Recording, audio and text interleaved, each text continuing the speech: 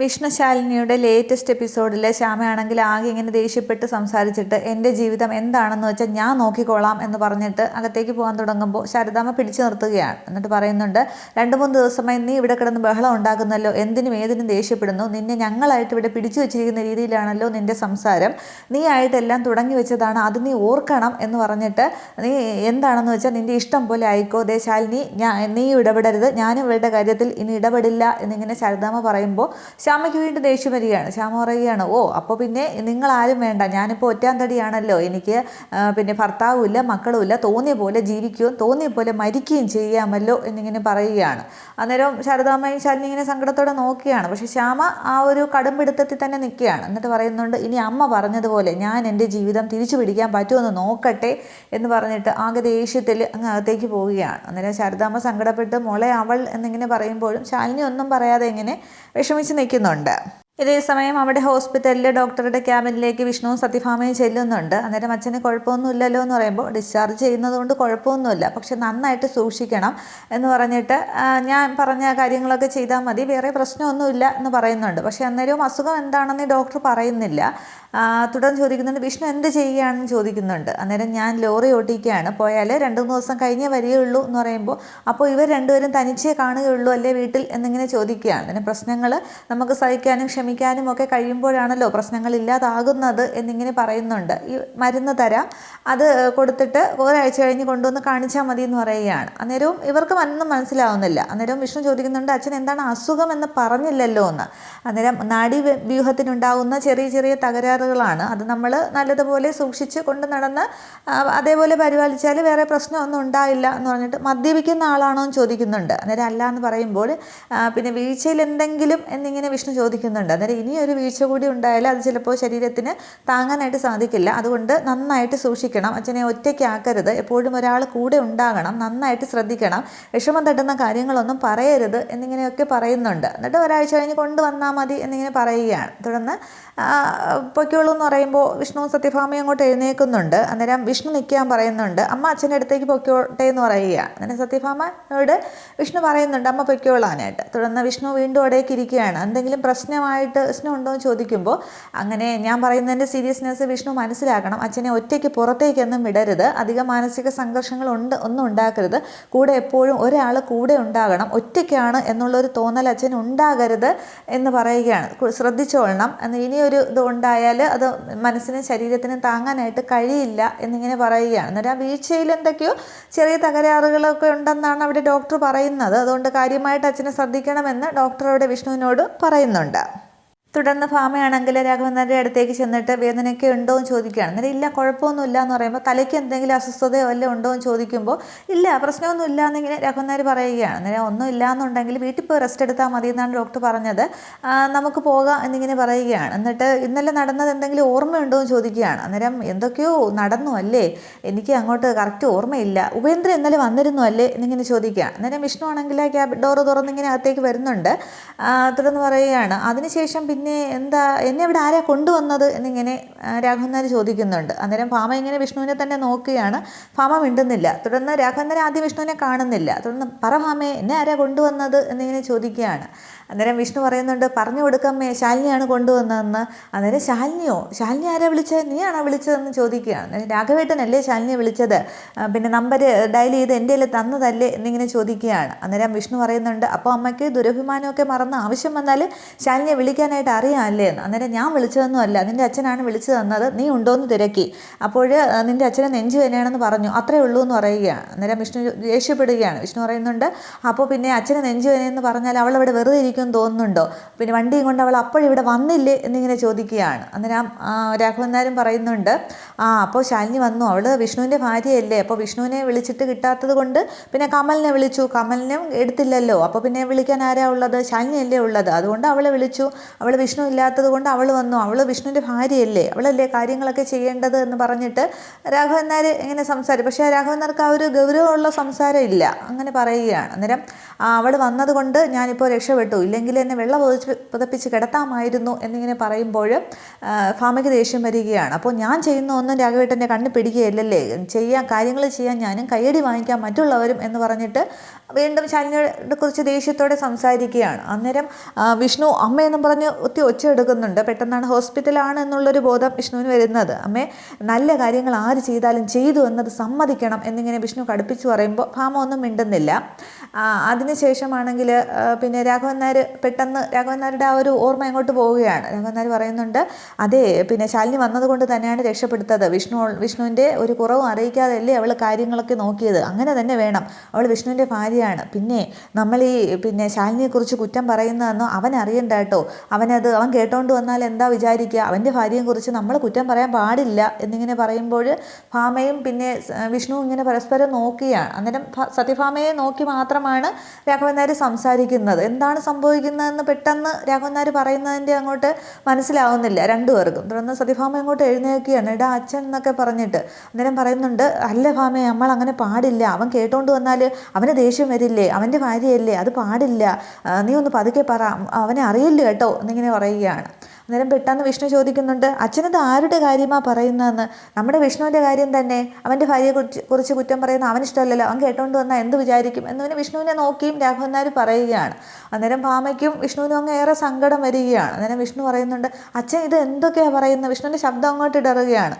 അച്ഛാ, ഇത് ഞാനല്ലേ, വിഷ്ണു അല്ലേ, ഞാൻ വിഷ്ണുവാണ്, വിഷ്ണു അല്ലേ അച്ഛൻ്റെ അടുത്ത് നിൽക്കുന്നത് എന്നിങ്ങനെ ചോദിക്കുമ്പോൾ പെട്ടെന്ന് രാഘവൻ നായർക്ക് എന്തോ ഒരു കണ്ണൊക്കെ ഒന്ന് തുറന്നു പിടിച്ചിട്ട്, മോനെ മക്കളെ, നീ എപ്പോൾ വന്നടാ, നീ വന്നോ, നീ ഇവിടെ ഉണ്ടായിരുന്നോ, നീ പോയി ഡോക്ടറെ കണ്ടിട്ട് വാ, എനിക്ക് പോകാൻ പറ്റുമെന്ന് ചോദിക്കുക, പെട്ടെന്നാവട്ടെ എന്ന് പറയുമ്പോൾ വിഷ്ണുവിന് ആകെപ്പാട് സങ്കടം വരികയാണ്. ഭാമയ്ക്ക് സങ്കടം വരും, വിഷ്ണുവിൻ്റെ കണ്ണൊക്കെ നിറയുന്നുണ്ട്.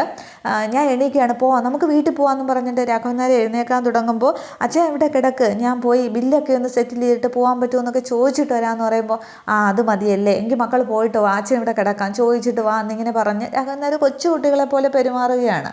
അന്നേരം വിഷ്ണു ഇങ്ങനെ മനസ്സിൽ പറയുന്നുണ്ട്, ആ ഡോക്ടർ പറഞ്ഞത് ശരി തന്നെയാണ്, അച്ഛൻ്റെ ഓർമ്മ ഇടയ്ക്കിടെ പോകുന്നുണ്ട്, അയ്യോ അച്ഛൻ എന്നൊക്കെ പറഞ്ഞ് വിഷ്ണു അല്ലാതെ അങ്ങ് വെങ്ങുകയാണ്. ഭാമയെ അതുപോലെ സങ്കടപ്പെടുന്നുണ്ട്.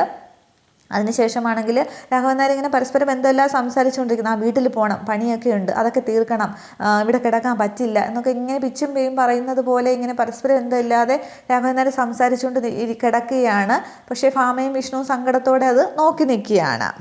ഇതേ സമയം ശ്യാമയാണെങ്കിൽ സത്യഭാമയുടെ വീട്ടിലേക്ക് എത്തുന്നുണ്ട്. ഓട്ടോയിൽ ബാഗൊക്കെ ആയിട്ടാണ് വരുന്നത്. വന്ന് ശ്യാമ അങ്ങോട്ട് അകത്തേക്ക് കയറുമ്പോൾ അവിടെ ഹാളിലിരുന്ന ഒരാൾ ഈ മദ്യക്കുപ്പികളിൽ ഇങ്ങനെ ലേബൽ ഒട്ടിക്കുന്ന കാഴ്ചയാണ് കാണുന്നത്. അത് കാണുമ്പോൾ ശ്യാമ ആകെ ഇങ്ങ് ഷോക്കാവുന്നുണ്ട്. ബാഗൊക്കെ അറിയാതെ കയ്യിൽ നിന്നങ്ങ് താഴെ വീഴുകയാണ്. എന്നിട്ട് ചെന്ന് ചോദിക്കുന്നുണ്ട്, നിങ്ങളിവിടെ എന്താ ചെയ്യുന്നതെന്ന് ചോദിക്കുമ്പോൾ ആദ്യം ഇയാളൊന്നും മിണ്ടുന്നില്ല. എന്നാൽ നിങ്ങൾക്ക് കണ്ണില്ലേ, ഞാൻ കുപ്പിയിൽ ലേബൽ ഒട്ടിക്കുകയാണെന്ന് പറയുമ്പോൾ എന്തിനാ ഇങ്ങനെ ഒട്ടിക്കുന്നത് എന്നിങ്ങനെ ചോദിക്കുമ്പോഴും അയാൾ മിണ്ടുന്നില്ല. അന്നേരമാണെങ്കിൽ ശ്യാമ അവിടെ കിടന്ന് ആകെ ചൂടാവുകയാണ് അയാളോട്. പക്ഷേ അയാളുടെ ജോലി അങ്ങ് തുടർന്നുകൊണ്ടിരിക്കുമ്പോൾ വേറൊരാൾ കയറി വന്നിട്ട് എന്താ ഇവിടെ ബഹളം, എന്താണെന്ന് ചോദിക്കുന്നുണ്ട്. നിങ്ങൾ ആരാ എന്നിങ്ങനെ ചോദിക്കുന്നുണ്ട്. അന്നേരം അത് ചോദിക്കാൻ നിങ്ങൾ ആരാണെന്ന് തിരിച്ചും ചോദിക്കുകയാണ്.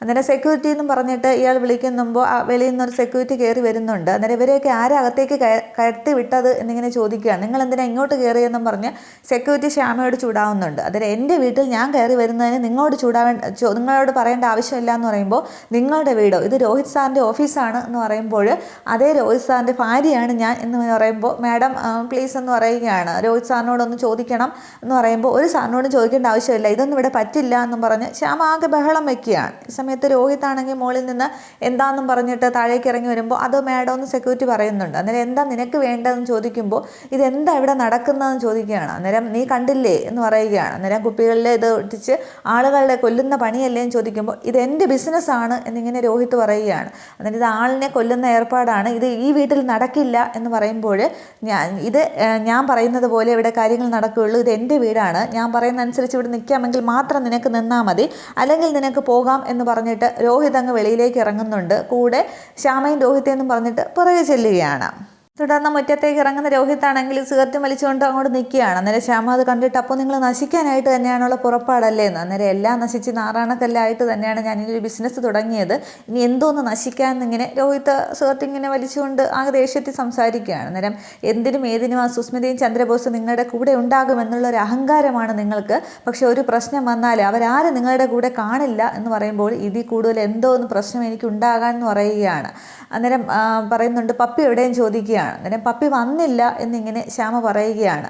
അന്നേരം പറയുന്നുണ്ട്, നിനക്ക് ഇവിടെ നിൽക്കണമെന്നുണ്ടെങ്കിൽ പപ്പി ഉണ്ടെങ്കിൽ മാത്രമേ നിനക്കിവിടെ അകത്തെ കയറാനായിട്ട് സാധിക്കുകയുള്ളൂ. നിങ്ങൾക്ക് യാതൊരു ബുദ്ധിമുട്ടും ഇവിടെ ഉണ്ടാകില്ല, അത് ഞാൻ ഉറപ്പ് തരാം. അത് മാത്രമേ എനിക്ക് ഉറപ്പ് തരാനായിട്ട് കഴിയുകയുള്ളൂ എന്നിങ്ങനെ പറയുമ്പോൾ, എപ്പോഴും പോലീസ് വന്ന് കയറാവുന്ന വീടാണിത്, എൻ്റെ മോൾക്ക് നല്ലൊരു ഭാവിയുണ്ട്, അങ്ങനെയുള്ള ഒരു വീട്ടിൽ എൻ്റെ മോൾ ഇവിടെ അല്ല കഴിയേണ്ടത് എന്നിങ്ങനെ പറയുമ്പോൾ, അത് നിനക്ക് പക്ഷേ ഇവിടെ കഴിയണമെന്നുണ്ടെങ്കിൽ നിൻ്റെ കൂടെ പപ്പി ഉണ്ടാകണം, പോയി പപ്പിയെ കൂട്ടിക്കൊണ്ടുപോവാ, എങ്കിൽ മാത്രമേ നിനക്ക് അകത്തേക്ക് കയറാൻ സാധിക്കുകയുള്ളൂ, അല്ലെങ്കിൽ നിനക്ക് പുറത്തേക്ക് പോകാം, പോയി കൊച്ചിനെ കൂട്ടിക്കൊണ്ടുപോവാ എന്ന് പറഞ്ഞിട്ട് രോഹിത് അങ്ങ് ആ ജോലിക്കാരുടെ അടുത്തേക്ക് പോയിട്ട് ആ ലോറികളിൽ സാധനമൊക്കെ അവർ കയറ്റുകയാണ്. പെട്ടെന്നാവട്ടെ, എത്ര നേരമായി എന്നും പറഞ്ഞിട്ട് രോഹിത് അങ്ങോട്ട് അവരോടൊക്കെ ദേഷ്യപ്പെടുകയാണ്. അന്നേരം ശ്യാമ ആലോചിച്ച് അവിടെ വിഷമിച്ച് നിൽക്കുന്നുണ്ട്.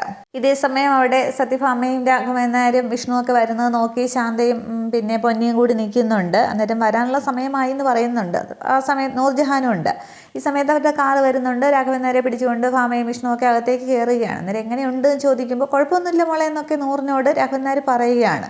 അന്നേരം കുഴപ്പമൊന്നുമില്ല എന്നിങ്ങനെ തിരിച്ച് വിഷ്ണുവും പറയുന്നുണ്ട്. വിഷ്ണു പറയുകയാണ്, ഇനി അച്ഛൻ്റെ ആ തനിച്ചുള്ള നടപ്പും ആ വഴിയിൽ പോയുള്ള നിപ്പും ഒന്നും വേണ്ട, ഇവിടെ നിന്ന് ഇറങ്ങാനേ പാടില്ല, എപ്പോഴും അമ്മ ആരെങ്കിലും ശ്രദ്ധ കൂടെ ഉണ്ടാകണം, നൂറെ നീയും കൂടി ശ്രദ്ധിച്ചോളണേ എന്ന് പറയുകയാണ്. അന്നേരം അത് പിന്നെ പറയാനുണ്ടോ, ഇനി എൻ്റെ പകുതി ശ്രദ്ധ മുഴുവൻ അച്ഛൻ്റെ മേലായിരിക്കും എന്ന് പറയുമ്പോൾ, എല്ലാവരും കൂടി എന്നെ കൊണ്ട് രോഗിയാക്കുകയാണല്ലോ, എനിക്ക് കുഴപ്പമൊന്നുമില്ല, അതേ തലയിലെ വേദനയൊക്കെ പോയി, കുഴപ്പമില്ല മോനെ എന്നൊക്കെ പറയുമ്പോൾ വിഷ്ണു അങ്ങ് ചിരിക്കുന്നുണ്ട്. ഭാമ പറയുകയാണ്, ആ കുഴപ്പമൊന്നുമില്ല, ആ വേദന ഞാൻ മാത്രമല്ലേ കണ്ടുള്ളൂ, വേദന കാരണം ഇരിക്കാനും നിൽക്കാനും വയ്യായിരുന്നു എന്നൊക്കെ പറയുമ്പോൾ വിഷ്ണുവിന് വിഷമം വരുന്നുണ്ട്. എന്നാൽ ചുമ്മാ പറയാം, എനിക്ക് കുഴപ്പമൊന്നുമില്ല, പറ മോളെ എനിക്ക് കുഴപ്പമൊന്നുമില്ല എന്നൊക്കെ പറഞ്ഞ് ഒരു കൊച്ചുകുട്ടികളെ പോലെയൊക്കെയാണ് രാഘവൻ നായർ അന്നേരം പെരുമാറുന്നത്. എല്ലാവരും ചിരിക്കുകയും കാര്യം പറയുകയൊക്കെ ചെയ്യുന്നുണ്ട്. അതിനുശേഷമാണെങ്കിൽ പിന്നെ സത്യഭാമയാണെങ്കിൽ ശാന്തയോടും പൊന്നിയോടും പറയുന്നുണ്ട്, പലഹാരത്തിനുള്ള മാവൊക്കെ ഇട്ടോ, അപ്പോൾ ഇന്ന് മുതൽ നമ്മൾ പണി വീണ്ടും തുടങ്ങുകയാണ്, നിങ്ങളുടെ കാര്യങ്ങൾ ശ്രദ്ധിച്ചോളൂ എന്ന് പറയുമ്പോൾ പൊന്നിയും ശാന്തയും കൂടിയൊക്കെ ഇങ്ങ് അകത്തേക്ക് പോകുന്നുണ്ട്. അതിനുശേഷമാണെങ്കിൽ വീണ്ടും വേദനയൊന്നുമില്ല, കുഴപ്പമൊന്നുമില്ല എന്നൊക്കെ രാഘവൻ നായർ ഇങ്ങനെ പറഞ്ഞുകൊണ്ടിരിക്കുകയാണ്. അന്നേരം പറയുന്ന കേട്ടില്ലേ, വിഷ്ണു നിന്നെ വിളിച്ചിട്ട് കിട്ടാഞ്ഞപ്പോൾ നിന്നെയും കുറേ ചീത്ത പറഞ്ഞു എന്ന് പറയുകയാണ്. അന്നേരം വിഷ്ണു ഇങ്ങനെ നോക്കുകയാണ്, ഒരു പിണക്ക ദേഷ്യത്തോടെ നോക്കുമ്പോൾ, ഇല്ലടാ ചുമ്മാ പറയുന്ന, ഞാൻ വഴക്കൊന്നും പറഞ്ഞില്ല എന്നിങ്ങനെ രാഘവൻ നായർ പറയുന്നുണ്ട്. അതിനുശേഷം സത്യഭാമ എഴുന്നേറ്റിട്ട്, ഞാൻ രാഘവേട്ട കിടക്കുന്നതിന് മുമ്പ് ഞാൻ ഷീറ്റൊന്ന് മാറ്റട്ടെ, 2-3 ദിവസം ആയല്ലേ എന്നും പറഞ്ഞിട്ട് ഭാമ അകത്തേക്ക് പോവുകയാണ്. അന്നേരം നൂറാണെങ്കിൽ എഴുന്നേറ്റിട്ട്, വിഷ്ണുട്ട എനിക്കൊരു കാര്യം പറയാനുണ്ടെന്ന് പറഞ്ഞിട്ട് പുറത്തേക്ക് വരാൻ പറയുകയാണ്. അന്നേരം നൂറങ്ങും മുറ്റത്തേക്ക് ഇറങ്ങുന്നുണ്ട്. അന്നേരം വിഷ്ണു എഴുന്നേറ്റിട്ട് എന്തായിരിക്കും എന്നിങ്ങനെ രാഘവൻ നായരോട് ചോദിക്കുമ്പോൾ, എനിക്കേ അറിഞ്ഞൂടാ, നീ പോയി ചോദിക്കും, നിന്നോടല്ലേ പറയാനുണ്ട് എന്ന് പറയുകയാണ്. അന്നേരം അടങ്ങിയിരുന്നോളനെ എന്ന് പറഞ്ഞിട്ട് വിഷ്ണു ഇറങ്ങുകയാണ്. അന്നേരം എടാ മോനെ എന്നൊക്കെ ഇങ്ങനെ രാഘവൻ നായർ വിളിക്കുന്നുണ്ട്. തുടർന്ന് നൂറാണെങ്കിൽ വിഷ്ണുവിനോട് പറയുന്നുണ്ട്, അച്ഛന് നെഞ്ചുവേദന വന്നതല്ല വരുത്തിയതാണെന്ന്. അന്നേരം എന്ത് ചോദിക്കുമ്പോൾ, ഇന്നലെ ഇവിടെ ഒരാൾ വന്നിരുന്നു, വിഷ്ണുവേട്ടൻ്റെ അച്ഛനുമായിട്ട് ഉന്തും തള്ളും ഒക്കെ ഉണ്ടായി, തലയിടിച്ച് വീണു, ആകെ ബഹളമായി എന്നിങ്ങനെ പറയുമ്പോൾ, എന്നിട്ട് ഇതുവരെ എന്നോട് എന്താ ഇതേക്കുറിച്ച് ആരും പറയാതിരുന്നത്, വന്നതാരാണെന്ന് അറിയാമോ എന്നിങ്ങനെ ചോദിക്കുകയാണ്. അന്നേരം വിഷ്ണുവേട്ടൻ്റെ അച്ഛൻ്റെ അനുജനാണെന്നാണ് പറഞ്ഞത് എന്നിങ്ങനെ നൂറ് പറയുമ്പോൾ വിഷ്ണു ആകെ ഇങ്ങനെ കലി കയറി ആ ദേഷ്യത്തോടെ ഇങ്ങനെ തിളച്ച് നിൽക്കുകയാണ്. ഈ ഒരു ഭാഗത്തോടു കൂടി എപ്പിസോഡ് അവസാനിക്കുന്നുണ്ട്.